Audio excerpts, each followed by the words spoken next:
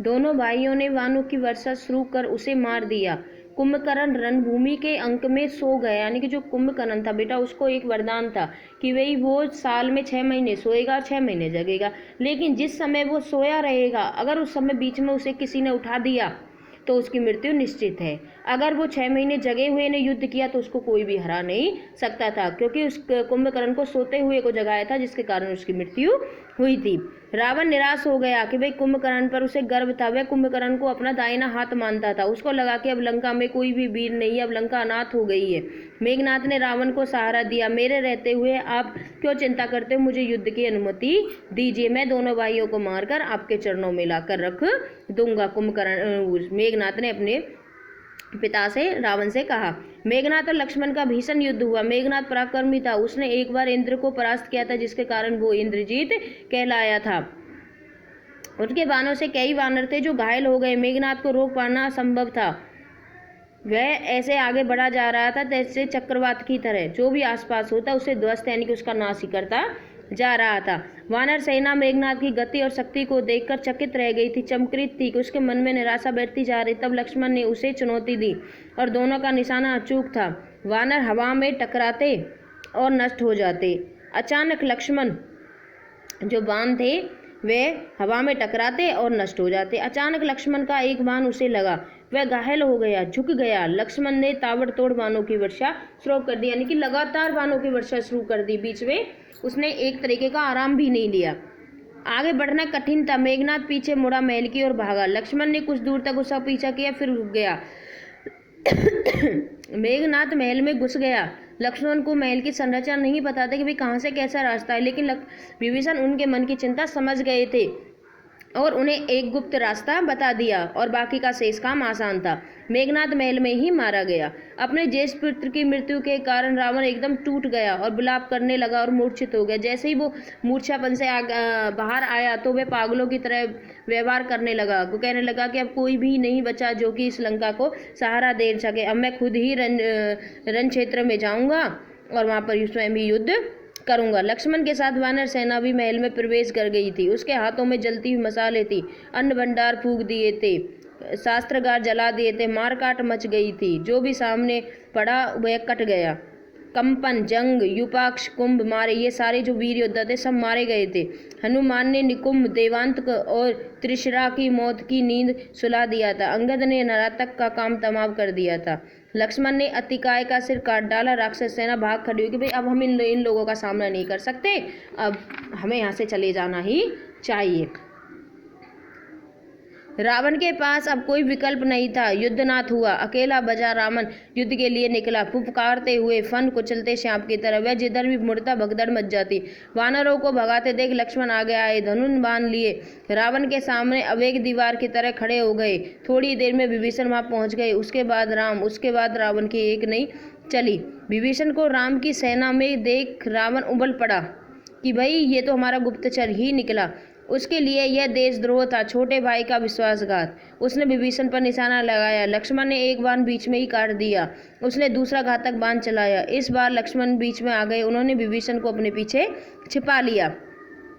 बाण लगते ही लक्ष्मण अचेत हो गए, गिर पड़े। राम ने यह देखा कि उसकी आंखें क्रोध से लाल हो गई, आग बरसने लगी। उसने लक्ष्मण को सुग्रीव की निगरानी में छोड़ा और रावण को चुनौती दी। कहा, रावण, काल तुझे मेरे सामने ले आया है, आज अन्याय पर न्याय की विजय होगी, तेरा अंत निश्चित ही होगा। राम ने रावण से कहा कि भाई आज तेरा अंत निश्चित होगा। उधर हनुमान लक्ष्मण को उठाकर रण क्षेत्र में दूर ले गए। वैद्य सुसेन को बुलाया गया। हनुमान संजीवनी बूटी लाए। चिकित्सक शुरू हुई। धीरे धीरे रक्त का रिसाव बंद हो गया, घाव भर गया। संजीवनी का प्रभाव चमत्कारी था।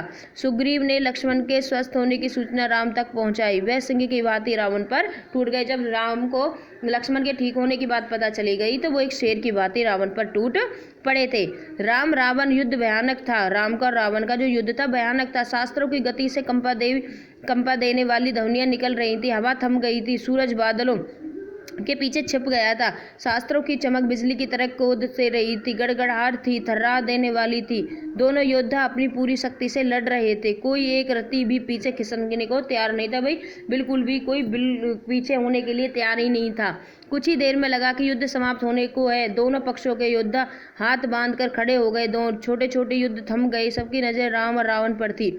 सबकी आंखें फटी रह गई, पलकें झुकना भूल गई। उन्होंने ऐसा युद्ध पहले कभी भी नहीं देखा था। लेकिन महासंग्राम समाप्त नहीं हुआ था। रावण का एक बाण राम को लगा, उनके रथ की ध्वजा कटकर गिर पड़ी। राम ने प्रहार किया, बाण रावण के मस्तक पर लगा, रक्त की धारा बह निकली। बीच में युद्ध कुछ पल के लिए रुका कि भाई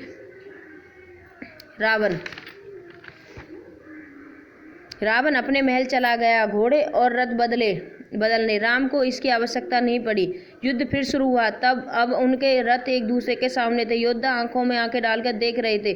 घोड़ों के मुंह मिल गए थे। राम के बाणों ने रावण के रथ का मुंह मोड़ दिया था। यह पराजय का संकेत था।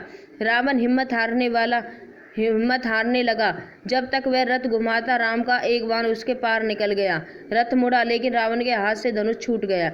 वह पृथ्वी पर गिर पड़ा, मारा गया। बची हुई राक्षस सेना हड़बड़ा गई, जान बचाकर भागी। उनका दिशा ज्ञान शून्य हो गया। जिसे जिधर अवसर मिला वह उधर भागा था। कुछ राक्षस वानर सेना की ओर दौड़ पड़े, कुछ भागते हुए समुद्र में जा गिर पड़े। लंका विजय अभियान पूरा हुआ। राम की जय जयकार होने लगी। कुछ समय पूर्व का रण क्षेत्र एकदम बदल गया था। शास्त्रों की टंकार की जगह किलकारियों ने ले ली थी। वानर सेना उछल कूद करने लगी थी। समुद्र से ठंडी ठंडी हवा आ रही थी। शस्त्रों ने उत्पन्न गर्मी वह अपने साथ बहा ले गई थी। कोलाहल तुमुलनाद में परिवर्तित हो गया। जो पहले शोर शराबा था वह खुशी में परिवर्तित हो गया था।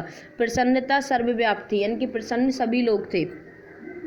रण क्षेत्र में केवल एक ही व्यक्ति दुखी था, शोक से व्याकुल विलाप करता हुआ अपने भाई के मृत शरीर के पास खड़ा। राम ने विभीषण को समझाया कि मित्र, शोक मत करो। रावण महान योद्धा था, उसकी अंत्येष्टि महानता के अनुरूप ही होनी चाहिए। मृत्यु सत्य है, उसे स्वीकार करो। राम ने एक एक वानर का आभार माना, सुग्रीव को गले लगाया, लक्ष्मण से विभीषण के राज्याभिषेक की तैयारी करने को कहा। चाहते थे कि रावण की अंत्येष्टि के बाद राज तिलक हो, उसमें विलंब न किया जाए, बिल्कुल भी देरी न की जाए। उन्होंने हनुमान को बुलाया, अशोक वाटिका जाने का निर्देश दिया। यह संदेश आपको सीता को तक पहुंचाना है, उन्हें लंका विजय का समाचार दीजिए। उनका संदेश शीघ्र ही लाइए।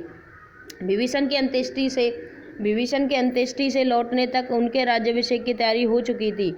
लक्ष्मण राजमहल पहुंच गए थे। वानर स्वर्ण कलश में समुद्र का पानी ले आए। लक्ष्मण विभीषण के पास गए, उन्हें साथ लेकर राज सिंहासन तक आए। सोने का चमचमाता हुआ सिंहासन, रत्नों मणियों जड़ित समुद्र जल से उन्होंने सभासदों के सामने विभीषण का अभिषेक किया। अब विभीषण लंका के राजा बन गए थे।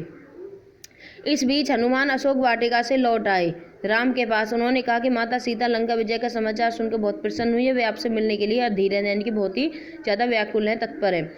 तब तक विभीषण वहीं आ गए थे। राम उनकी ओर मुड़े, कहा, लंकापति, सीता अब भी आपकी अशोक वाटिका में है, उन्हें यहाँ लाने की व्यवस्था की जाए।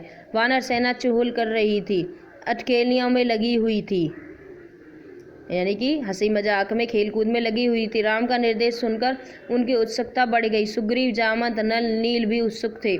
अंगद की को प्रतीक्षा थी। हनुमान को छोड़कर किसी ने सीता को नहीं देखा था कि वे सीता माता कैसी है। सीता आई तो सबको अपनी कल्पनाओं से अधिक लगी। सुंदर, सौम्य, शांत। उस सुंदरता में 1 वर्ष बाद पति से मिलने की प्रसन्नता शामिल थी। कष्ट इतिहास हो गया, यानी कि अब जो इतिहास था वो कष्टदायक से मुक्त हो गया था।